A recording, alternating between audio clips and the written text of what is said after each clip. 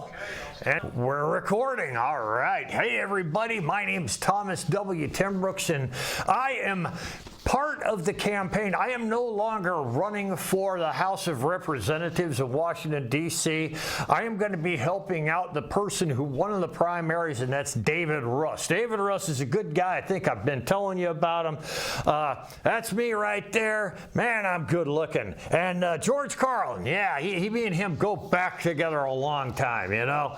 Yeah, make Oregon's 6th Congressional District America's greatest congressional district. That's what we're going for there, man. We want it to be America's greatest congressional district. And this is the David Russ for Congress. This is one of the, you might be driving along the highway and see this particular sign for David Russ for Congress. He's a good guy, and he's the one that won the primary, and I'm on his team because, you know, we're both great people, and we just basically want better stuff for Oregon. We want Oregon's 6th Congressional District to be America's greatest congressional district. That's what we want. We want that for Oregon, and we're going to get it for Oregon. If he gets elected, I'm going to be on his team, and we're going to get together, and we are going to work to make Oregon and Oregon's 6th Congressional District the best place in America, making it the best place in the world.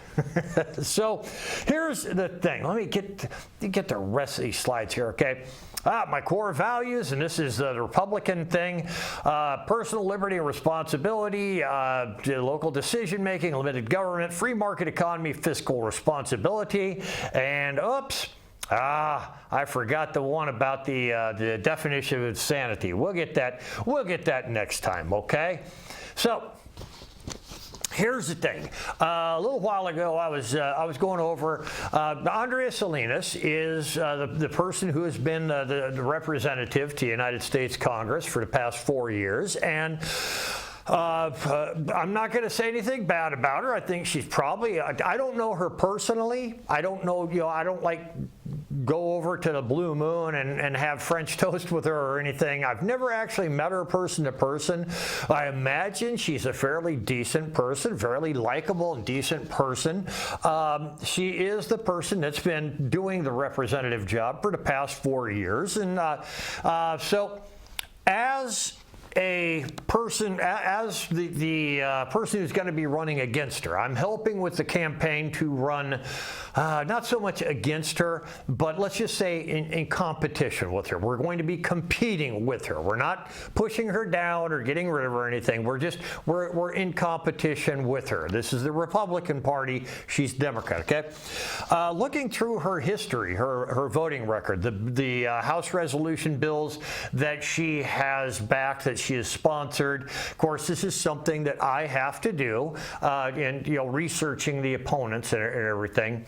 So what I have done is I've looked at what she has done, what she has passed, what she has sponsored, and I say, okay, why does she do this? Why does she do that? Why does she do the other? Is this bill really a good use of time? Because she's paid $178,000 a year to occupy that position in Congress.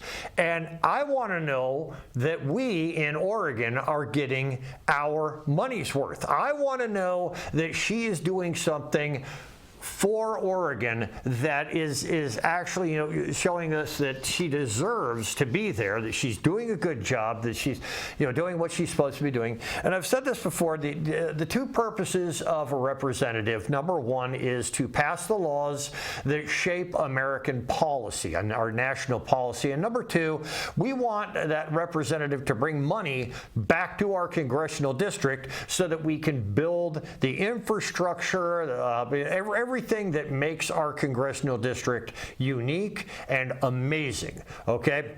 So looking at the stuff that she has done, it wouldn't be right for me to just look at it and say, no, it's stupid, no, it's dumb, yeah, I don't like this, okay? There has to be an objective criteria upon which all bills are passed, and this is something. It's got to do with the absolute truth, absolute honesty, absolute truth. And this was oh God, I forget the name of the philosopher. I've mentioned him a time or two on here. But anyways, this philosopher, not Sartre. I can't remember the guy's name. Anyways, this philosopher, and he came up with this whole idea where absolute truth, it's honest no matter what. So this would be good for Republicans and Democrats. So I came up with a list of 54 questions in 8 different sections, 8 sections, 54 different questions to ask about every bill. And what this will do is it will provide a scorecard.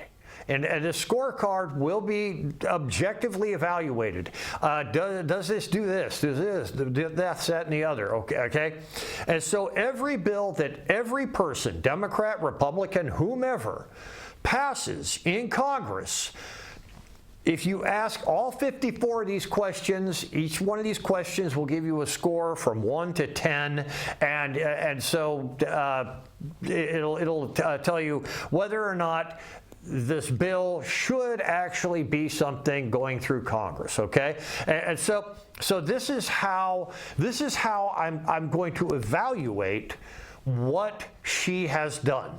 And I've come across 52 different bills that she sponsored, and I give each one of them a score. I look at the scorecard for each one of them, and I'm not going to go about saying what the scorecards are or anything, because that's something that they're going to do. This is for David Russ. David Russ will look at all these scorecards, and he will decide what he wants to bring up, what he doesn't want to bring up. It's just my job to create an objective criteria by which any bill, Republican or Democrat or independent, can be judged on its merit, on its functionality, whether or not it actually is helping or doing what it's supposed to do. Because remember, we are the House of Representatives passes the laws that shape national policy, and they bring money home to the congressional district to build the place to identify unique things that are in this particular district, so that America can prosper collectively from the unique characteristics of every district. And that is how we are going to make Oregon's 6th congressional district America's greatest congressional district. Okay, so I'm going to go ahead and start with the slideshow now.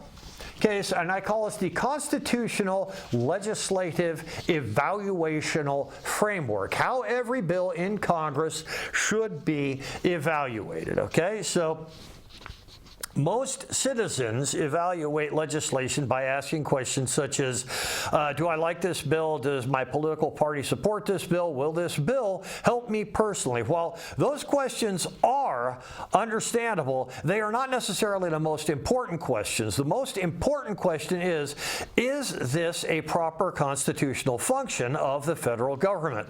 The purpose of this presentation is to introduce a framework that can be adopted, that can be applied to any piece of legislation, regardless of whether it was introduced by a Republican, a Democrat, or an independent. The goal is not to promote a political party. The goal is to promote better decision making. So the problem is that most political discussions ask, do I like this bill? Does my party support it? Few people ask, is it constitutional? Is it the proper role of government? One of the challenges in modern politics is that discussions often begin with conclusions. People decide whether they support something based on party affiliation, political identity, or emotional reaction. Only afterward do they examine the details. Imagine if engineers worked this way. Imagine if a bridge designer decided whether a bridge was safe before calculating the loads.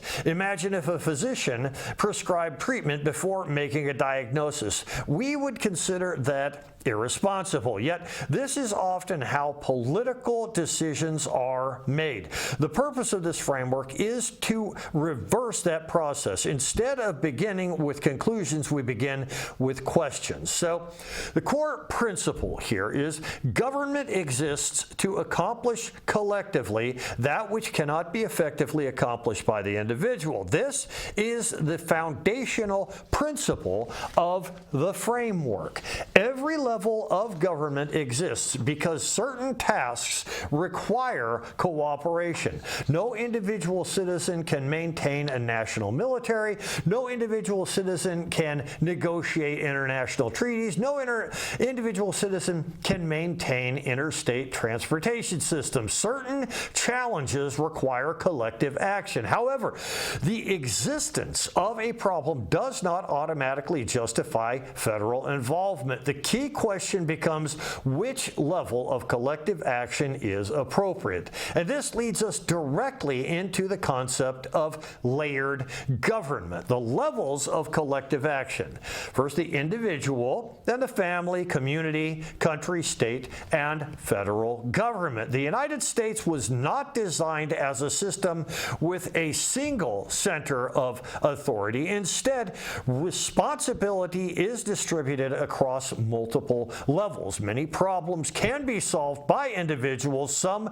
require families, others require communities, some require state governments. Only a limited category of issues require federal involvement. This layered approach is intentional. It prevents excessive concentration of power. It also allows solutions to be tailored to the people most directly affected. The challenge is determining which level is appropriate for each problem. Now, why multiple levels exist? Different problems require different levels of collective action. Not every problem belongs in Washington, D.C. If a neighborhood has a broken stop sign, Congress does not need to pass a law. If a city needs a new park, Congress does not need to create a federal agency. If a state wants to regulate hunting seasons, Congress generally does not need to intervene. The closer a problem is to the people affected by it, the stronger the argument for a local control. Federal government or federal involvement should increase only when the problem exceeds the ability of lower levels of government to solve it effectively. This concept is central to constitutional government. The constitutional foundation. Now, the preamble defines the purpose of federal government. Many Americans can recite the portions of the Constitution. Fewer have carefully studied the preamble. Yet, the preamble is one of the most important sections. It answers a fundamental question: why does the federal government exist? Before discussing powers, structure, or institutions, the Constitution explains the objectives of the system. Those objectives become the foundation for evaluating legislation. The 6 objectives are: the preamble identifies 6 purposes. Form a more perfect union, establish justice, ensure domestic tranquility, provide for the common defense, promote the general welfare, and secure the blessings of liberty to ourselves and our posterity. These 6 objectives create a remarkably concise mission statement. Every federal action should be connected to one or more of these goals. If a bill cannot be connected to any of these objectives, its constitutional justification becomes difficult to explain. This does not automatically mean the bill is bad. It simply raises the question of whether the federal government is the proper institution to address the issue. Now, why the preamble matters. The preamble is not decoration. It explains why federal power exists. Many people treat the preamble as a ceremonial introduction. In reality, it serves as a statement of purpose. The Constitution creates power. The preamble explains why that power was created. And when evaluating legislation, we should continually ask, which constitutional objective does this bill advance? If Congress cannot answer that question clearly, then citizens should be concerned. Purpose should always precede power. The 10th Amendment, the powers not delegated to the federal government remain with the states and the people. And that's the wording of the 10th Amendment is basically that the powers not delegated to the federal government remain with the states and the people. That is the 10th Amendment, part of the Bill of Rights. The 10th Amendment provides an essential balancing mechanism. The Constitution grants specific powers to the federal government. Everything else remains closer to the people. This reflects an important assumption made by the founders. Local decision makers often understand local conditions better than distant officials. The 10th Amendment does not weaken the government. Instead, it helps place authority at the most appropriate level.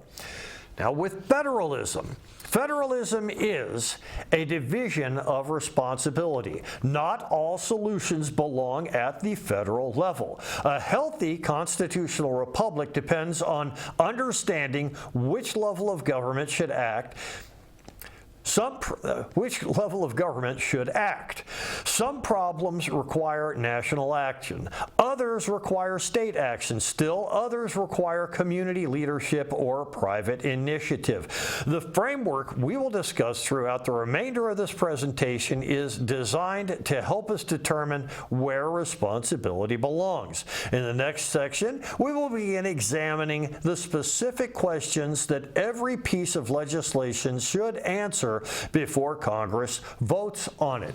Now, here we have the evaluation framework, the constitutional legislative evaluation framework. Okay, so every bill should answer, why is this a federal responsibility? Now that we have established the constitutional foundation, we can begin discussing the framework itself. Many legislative debates begin by discussing the details of a bill. I believe that approach starts too late. Before discussing the details, we should first determine whether Congress is the appropriate institution to address the issue. The first question should always be, why is this a federal responsibility? That single question can eliminate enormous amounts of confusion. If Congress cannot clearly answer it, then legislation deserves closer scrutiny. The purpose of the framework is not to stop legislation. The purpose is to ensure that legislation serves a legitimate constitutional purpose. Now, question category number 1, constitutional purpose. The first category of questions focuses on constitutional purpose. Remember, the Constitution created the federal government for specific reasons. Therefore, every bill should be connected to those reasons. This category asks, what constitutional objective is being advanced? How clearly is it being advanced? And is the federal government the appropriate vehicle for accomplishing this objective? This category is foundational because all other analyses depend upon it. If the constitutional purpose is weak, every subsequent justification becomes weaker as well. So, which preamble objective does the bill support? This is perhaps the most important question in the entire framework. Every bill should be connected to one or more of the 6 objectives: more perfect union, justice, domestic tranquility, common defense, general welfare, or liberty. For example, a military appropriations bill clearly supports common defense. A federal court reform bill may support justice. An interstate highway project may support the general welfare. The sponsor of a bill should be able to clearly identify which constitutional objective is being advanced. If they cannot do so, the justification becomes questionable. So, Can the sponsor clearly explain the connection? This is where many bills begin to struggle. This is one thing to claim. I got back popped.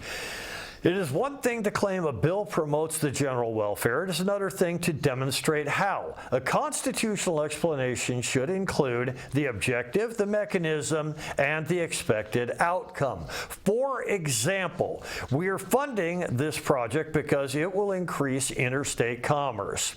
That explanation identifies a constitutional objective, a mechanism, and a measurable benefit. The clearer the explanation, the stronger the justification.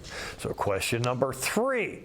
Would America be worse off without the bill? This question forces Congress to distinguish between desirable, useful, or necessary. Many things are desirable, many things are useful. Not everything is necessary. A constitutional republic should be cautious about creating laws that address problems that are merely desirable to solve. The stronger argument is, without this legislation, a significant national problem remains unresolved. That creates a much stronger constitutional case. So, question category number 2 is the proper level of government.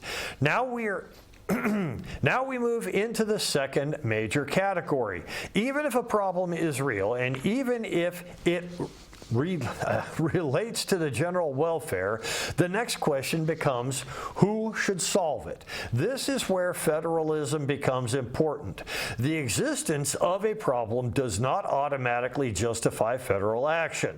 The proper level of government must be identified. So, can individuals solve the problem? This is the first federalism question. Can individuals solve the problem voluntarily? Examples are purchasing insurance, obtaining education, choosing healthy lifestyles, purchasing products. If individuals can reasonably solve a problem themselves, the argument for government intervention becomes weaker. This does not mean every individual will solve the problem. It means the capability exists. The purpose of this question is to determine whether collective action is truly necessary. Can private organizations solve the problem? So the next question asks, can the private organization solve the problem? Examples include businesses, charities, churches, trade associations, professional societies, nonprofit organizations. Throughout American history, private organizations have solved countless problems without federal intervention. Sometimes private organizations can act faster, cheaper, and more effectively than government agencies. If a private solution exists, Congress should explain why federal action is still necessary. Can local governments solve the problem? The local governments often possess advantages that Washington does not. They understand local conditions, local priorities, local constraints. A county commissioner may understand a local issue better than a federal bureaucrat located thousands of miles away. This question asks whether local government is capable of addressing the issue effectively. If the answer is yes, federal involvement may not be necessary. So, can state governments solve the problem? This question is directly connected to the 10th Amendment. States were intended to be laboratories of democracy. They possess legislative authority, regulatory authority, taxing authority, and enforcement authority. Many issues can be addressed effectively by state governments. Examples include education, professional licensing, local infrastructure, public health administration. When evaluating a bill, Congress should explain why state governments cannot adequately solve the problem. If states can solve it, the constitutional argument for federal intervention becomes much weaker. In the next section, we will continue exploring federalism and begin examining what specifically justifies federal involvement. So, the next slide. What specifically requires federal involvement? So, at this point, In the framework, we have asked whether individuals can solve the problem. Private organizations can solve the problem. Local governments can solve the problem. State governments can solve the problem. Now we ask the most important federalism question. What specifically requires federal involvement? This forces lawmakers to move beyond general statements and provide a concrete justification. For example, healthcare is important. That statement may be true, but it does not explain why Washington must get involved. A stronger argument would be this issue crosses state boundaries and requires national coordination. The burden of proof belongs to those advocating federal action. What constitutional authority supports the bill? The Constitution is not a blank check. Congress was granted specific powers. Every bill should identify the constitutional authority, the enumeration power, and the legal justification. Many citizens never ask this question. Many legislatures rarely discuss it. Yet it is one of the most important questions in representative government. A bill should not merely be desirable, it should be constitutionally authorized. So does the bill expand federal power? Government power rarely shrinks on its own. Most legislation either expands authority, expands spending, expands regulation, expands bureaucracy. That does not automatically make a bill bad, but it does require scrutiny. If federal power is increasing, Congress should explain why it's necessary, why it's justified, why lower levels of government cannot perform the function. Power should always serve a purpose, never the other way around. So now question category number 3, national interest. Now we move to one of the most important sections of the framework. Federal government exists to address national concerns. The key question becomes, is this truly a national issue, or is it primarily a local issue being elevated to the federal level? This distinction is critical because not every worthwhile project is a federal project. So does this issue affect multiple states?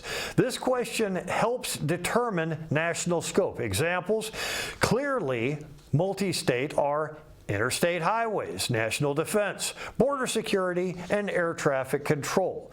Primarily local are city parks, local zoning, and county roads. The more states affected by a problem, the stronger the argument for federal involvement. So, does this bill establish national policy?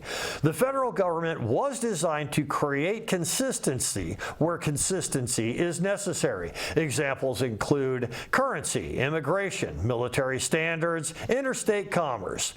National policies reduce confusion between states. However, not every issue requires national uniformity. Congress should explain why a national standard is preferable to state-level flexibility.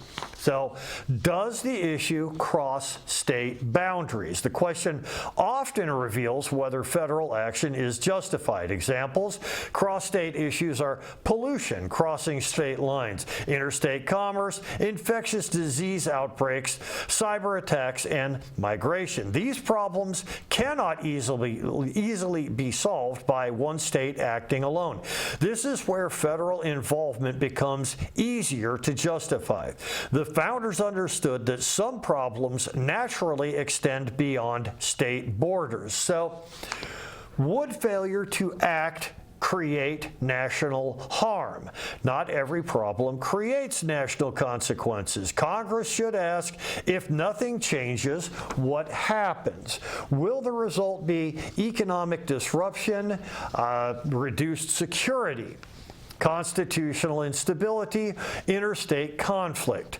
Or will the effect remain largely local? National harm creates a stronger constitutional justification for federal action. Another question is, does it strengthen national unity? One of the 6 objectives of the preamble is form a more perfect union. This raises an important question. Does the legislation strengthen the nation as a whole, or does it primarily favor one state, one district, one industry, one special interest group? National legislation should generally serve national interests. The stronger the national benefit, the stronger the constitutional argument. So, for collective prosperity, here we have national problem versus local problems. And hold on a second, does it increase productivity? Question category. Okay, I'm skipping over a few of these things. So national problems versus local problems. This distinction may be most important concept in the entire framework. A local problem may be serious. A local problem may deserve attention. A local problem may even require government action. But that does not automatically make it a federal problem. Federal government should focus primarily on national defense, interstate issues, constitutional rights, national infrastructure, national economic systems. State and local governments should remain responsible for matters they can effectively address themselves. The challenge for lawmakers is determining whether that line should, or where that line should be drawn. In the next section, we will examine the concept of collective prosperity and explore whether legislation actually strengthens the productive capacity of the United States. So here we have question category number 4, collective prosperity. Now we arrive at what may be the most practical section of the framework. Government exists to accomplish collectively what individuals cannot accomplish alone. But accomplishing something collectively is not enough. We must also ask, does this action actually strengthen a nation? Does it increase the productive capacity of society? Does it create conditions that allow people to prosper? Or does it merely redistribute resources from one group to another? This distinction is critical because not all spending creates prosperity. Now, does the bill increase productivity? Productivity is one of the primary drivers of prosperity. When productivity increases, more goods are produced, more services are delivered, living standards rise, wages tend to increase. Examples of productivity-enhancing investments are transportation infrastructure, manufacturing technology, energy production, workforce development. Congress should ask, will this bill allow Americans to produce more value tomorrow than they produce today? If the answer is yes, the bill deserves serious consideration. So does the bill improve infrastructure? Infrastructure is one of the clearest examples of collective accomplishment. Individuals cannot reasonably build interstate highways, ports, dams, power grids, or air traffic systems. These systems benefit millions of people simultaneously. When the infrastructure improves, transportation becomes easier, commerce becomes faster, costs decline, opportunities expand. Infrastructure is often a strong constitutional justification because it supports the general welfare while benefiting the nation broadly. So, does the bill improve opportunity? Opportunity is different from outcomes. Government cannot guarantee outcomes, but it can help create conditions where opportunity exists. Examples include access to transportation, access to markets, access to education, access to information. A good question to ask is, does this bill expand opportunity, or does it merely redistribute benefits? The distinction matters because opportunity creates long-term prosperity, while redistribution often creates only temporary benefits. So, does the bill encourage self-sufficiency? A healthy society depends upon capable individuals and communities. Good legislation should generally increase independence, resilience, productivity, and problem-solving ability. The goal should be to help people become stronger, not permanently dependent. When evaluating a bill, ask, will this action make people more capable of solving future problems themselves, or will it increase reliance on government support? Does the bill create dependency? This is the mirror image of the previous question. Every program creates incentives. Sometimes those incentives are beneficial, sometimes they create dependency. Dependency can occur when benefits become permanent. Responsibility shifts away from individuals. Government becomes the default solution. This does not mean assistance is never justified. It means Congress should carefully evaluate long-term behavioral effects. Good intentions do not always produce good outcomes. So, does the bill solve root causes or symptoms? This may be the most powerful question in the entire framework. Many bills attempt to address symptoms. Fewer address causes. Imagine a leaking roof. You can place buckets under the leaks, or you can repair the roof. One approach manages consequences, the other solves the problem. Congress should continually ask, are we addressing the underlying mechanism creating the problem, or are we simply treating the visible symptom? This question often reveals whether legislation will produce lasting results. So, question category number 5 is fiscal responsibility. Now we move to the money. Every dollar Congress spends comes from somewhere. Taxation, borrowing, inflationary monetary expansion. Regardless of the source, resources are being consumed. The question is not, can we spend the money? The question is, should we spend the money, and what will the nation receive in return? So who pays? That's another question. Who pays? This question sounds simple, but it's often ignored. Every bill has a cost. Someone bears that cost. Possible payers include current taxpayers, future taxpayers, consumers, businesses. In many cases, future generations inherit obligations created by today's decisions.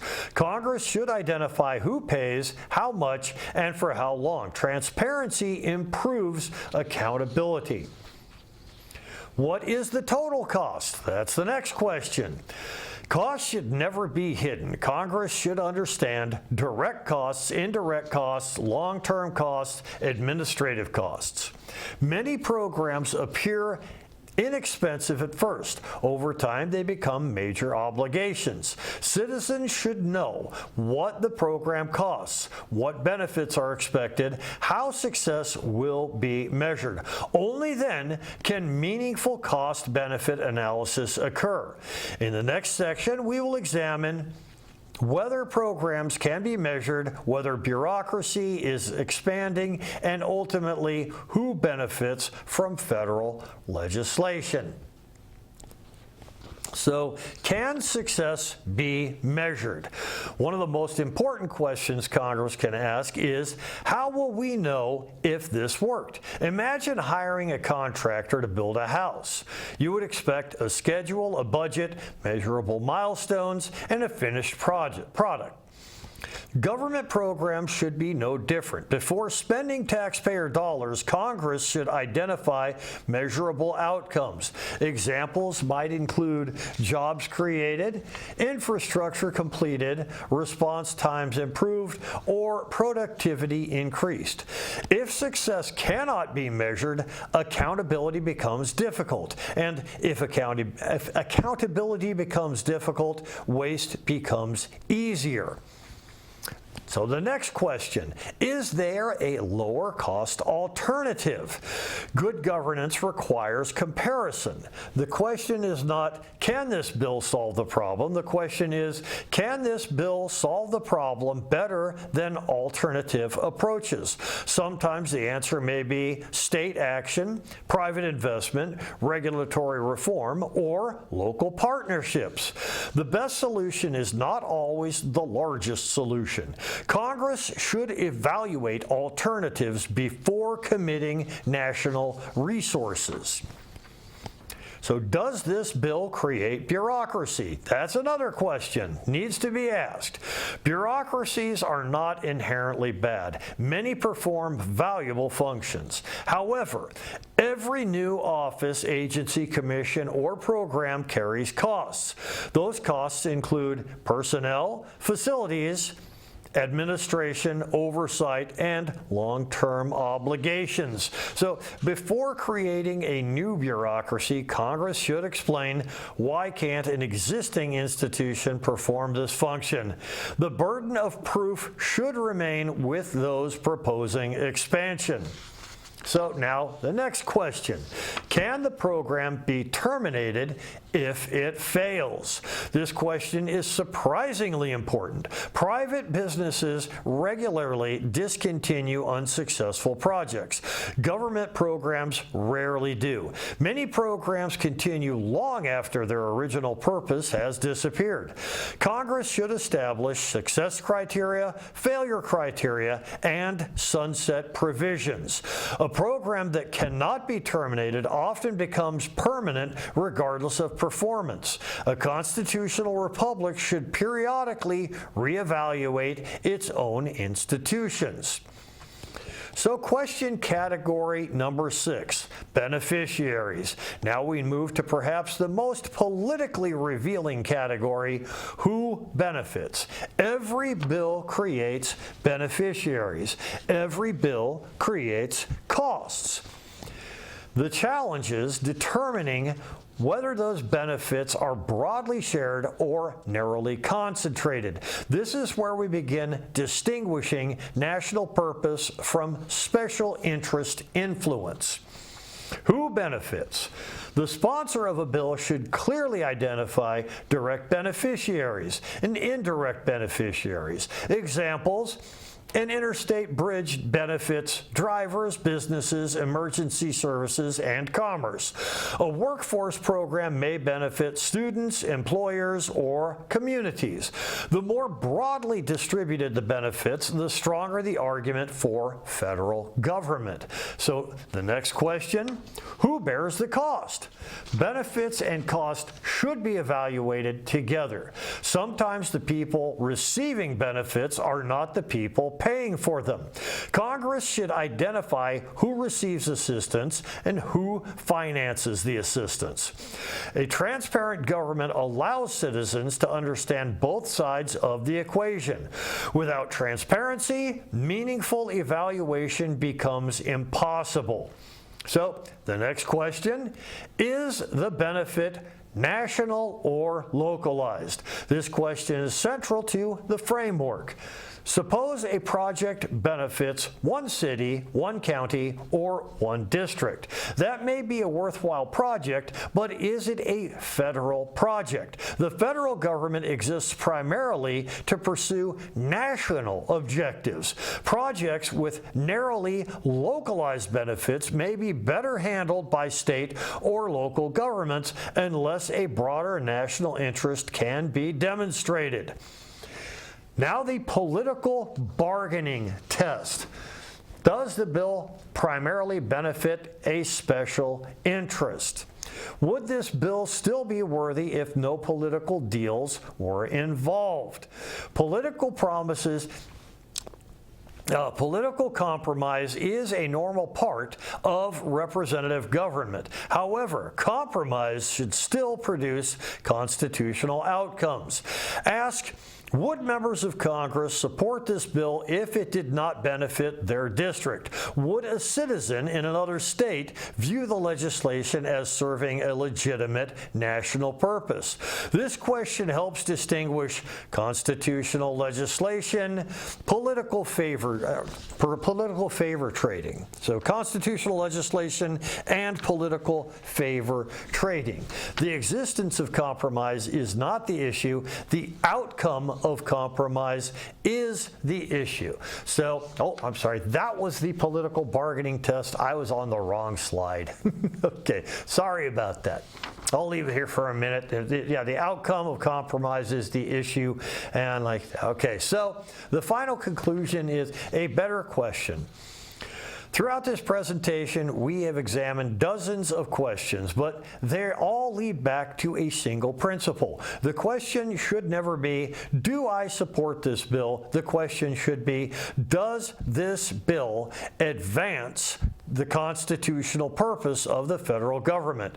The constitutional legislative evaluation framework provides citizens with a method for answering that question, not by looking at party labels, not by looking at campaign slogans, not by looking at personalities, but by examining constitutional purpose, the level of government, national interest, collective prosperity, fiscal responsibility, and beneficiaries. So my final thought here is a stronger republic is not created by passing more laws. A stronger republic is created when every law serves a legitimate constitutional purpose.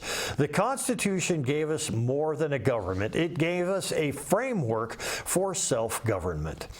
The responsibility for applying that framework belongs to every citizen. So thank you, and may we continue to work of building a more perfect union. So there I am again, Mosdag. Make Oregon 6th Congressional District America's greatest congressional district. So, where am I? Okay. Insanity is a mental condition that prevents a person from being able to distinguish between right and wrong, and prevents a person from understanding consequences to actions. There's where that slide went. And this is my raccoon of finished presentations. Okay. So anyways, these presentations, this is a scripted presentation with a slideshow and everything.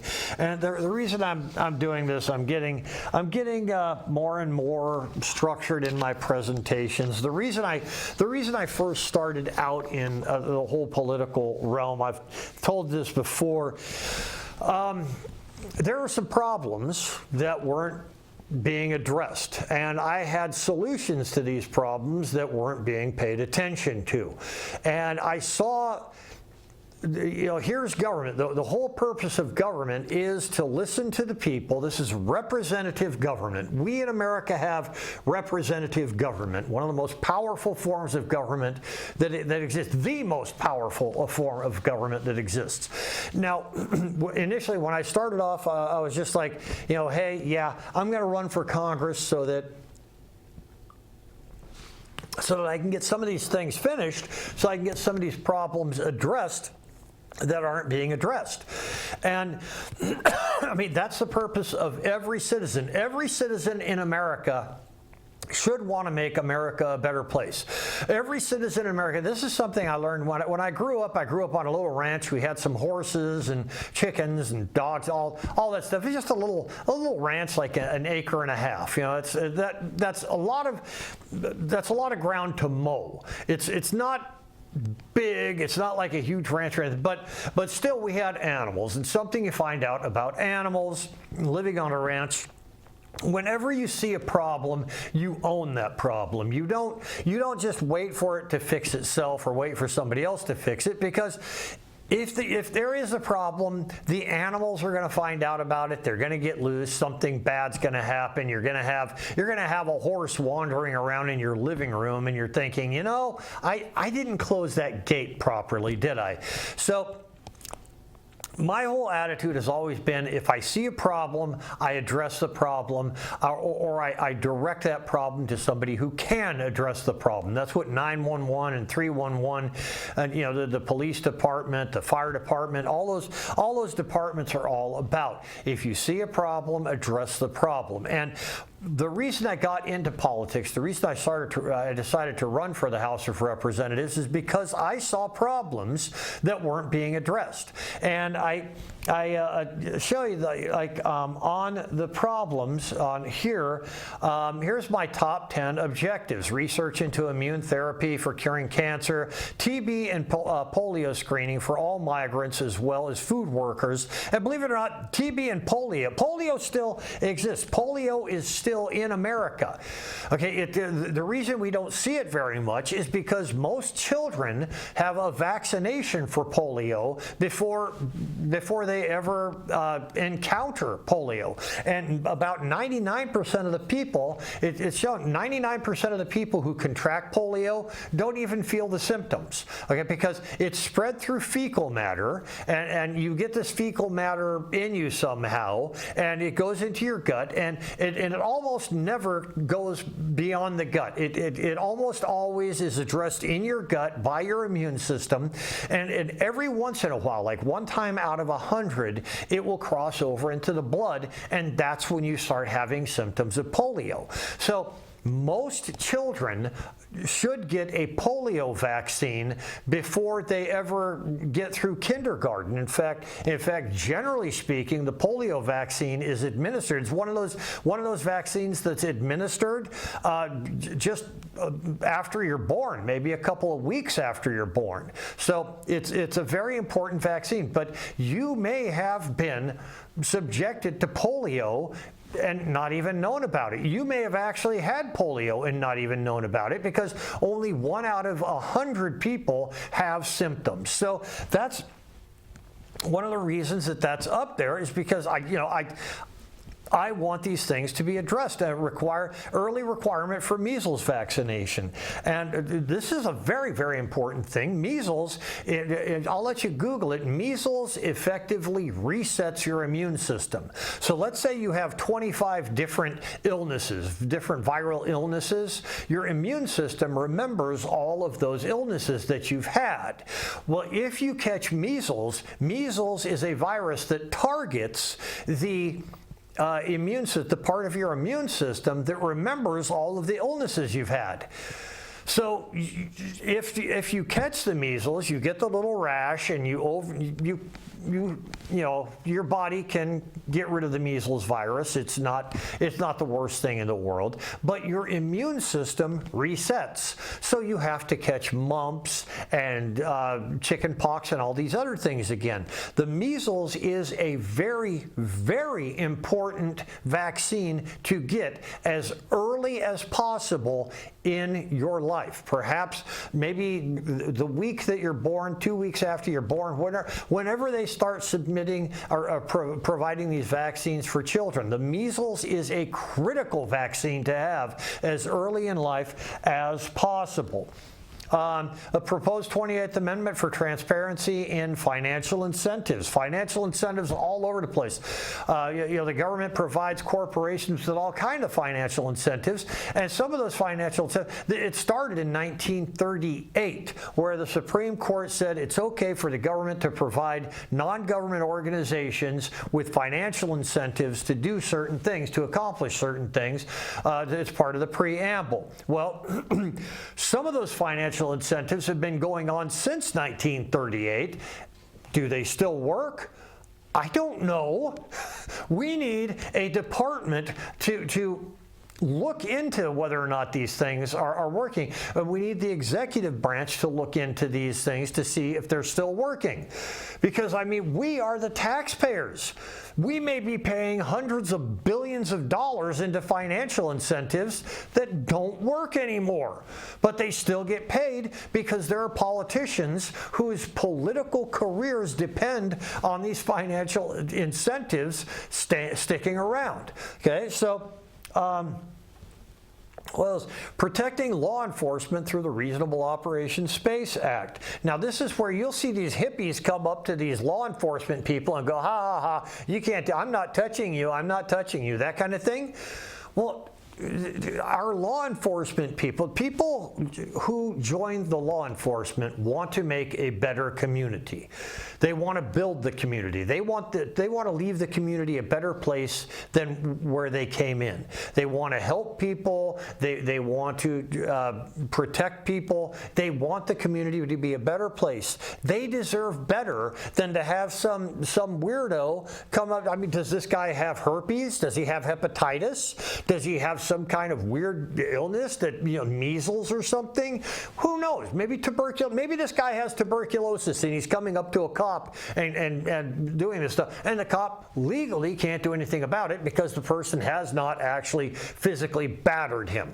Okay? I say if you're a law enforcement officer, you should have a protective distance. And I say probably 6 feet. If somebody comes closer to you than 6 feet, well, then you can arrest that person for endangering your safety. Because, I mean, that's spitting distance. Okay?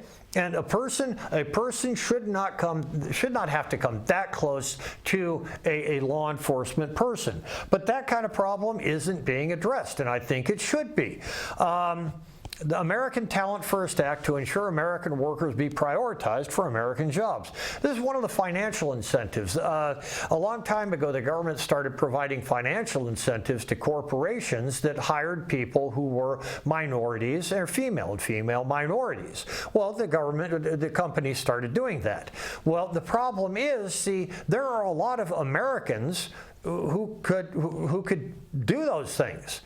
But the companies could not find enough minorities and females in America to fulfill the roles. So they went overseas. They went all over the world, and they found a whole lot of people in India, China, Japan, South Korea, Bangladesh, Thailand, all these places, and they found these people and said, come to America, the government will pay us to hire you.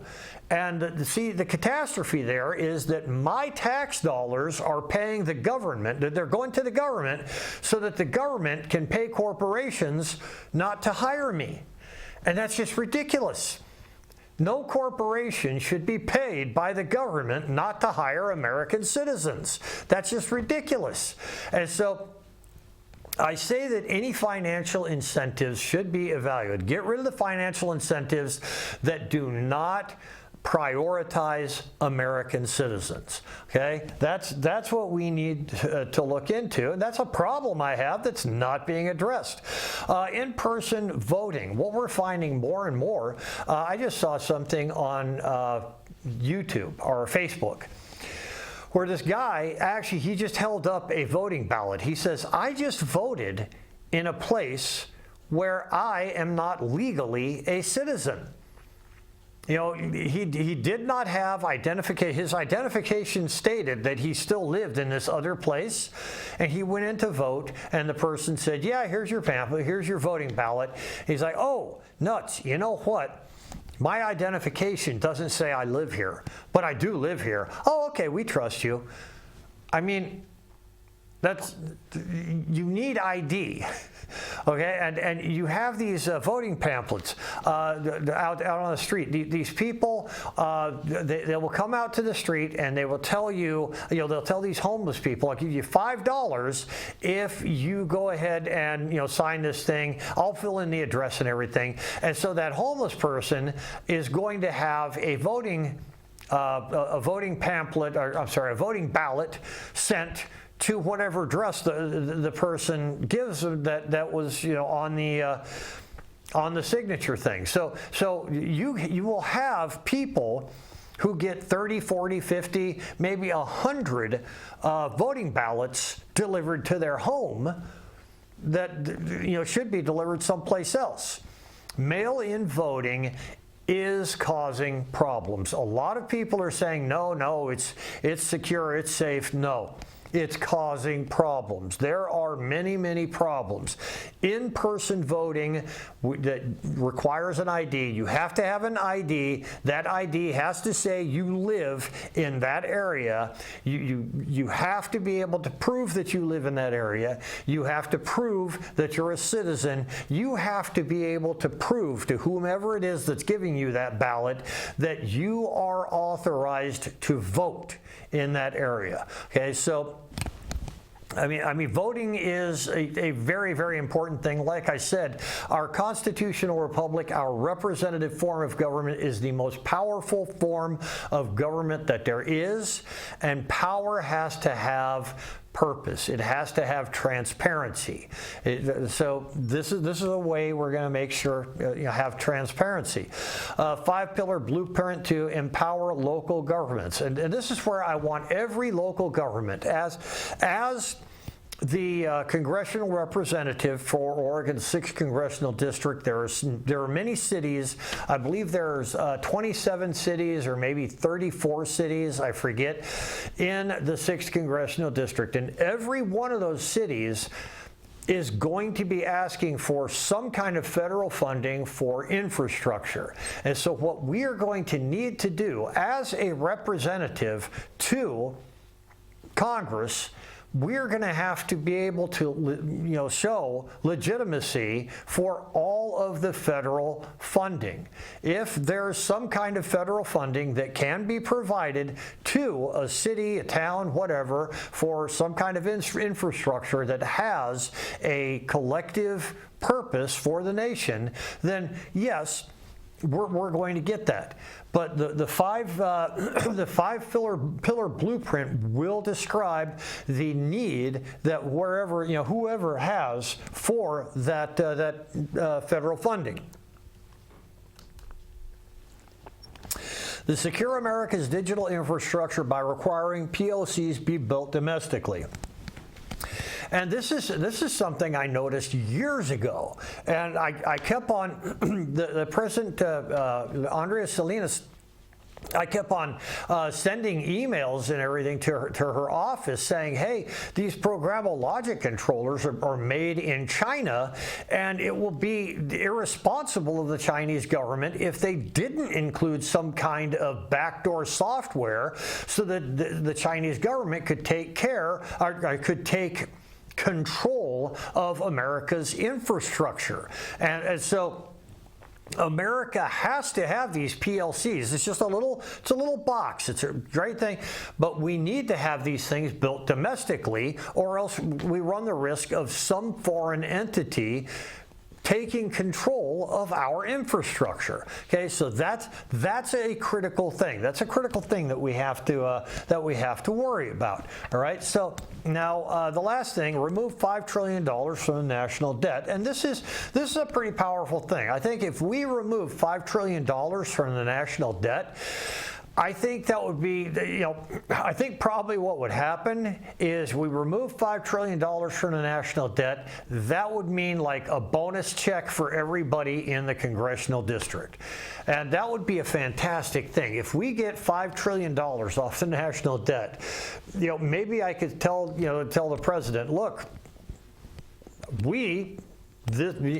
David Russ and David Russ's team got $5 trillion off the national debt. Wouldn't it be a wonderful thing if everybody in our congressional district, boom, got a $25,000 refund? 25 grand, that'd come in handy. Pay off your student bills, a big chunk of, credit card debt, all that good stuff. Set everything straight. Wouldn't that be wonderful?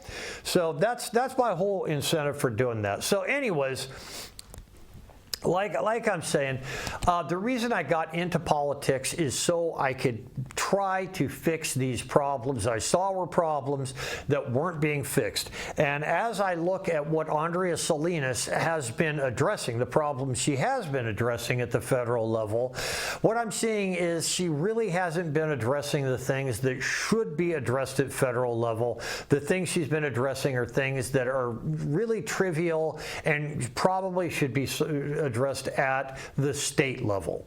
Okay, so that's one of the reasons that I I got into politics. So I support President Trump for the Nobel Peace Prize, and this is David Russ for United States Congress in 2026. I support him. I'm a MAGA Republican, Make America Great Again, but mostly I'm a Mosk Dagta, the Make Oregon 6th Congressional District America's greatest congressional district Republican. And thank you very much for listening to me. Thank you very much for giving me an opportunity to talk to you. And take care and God bless.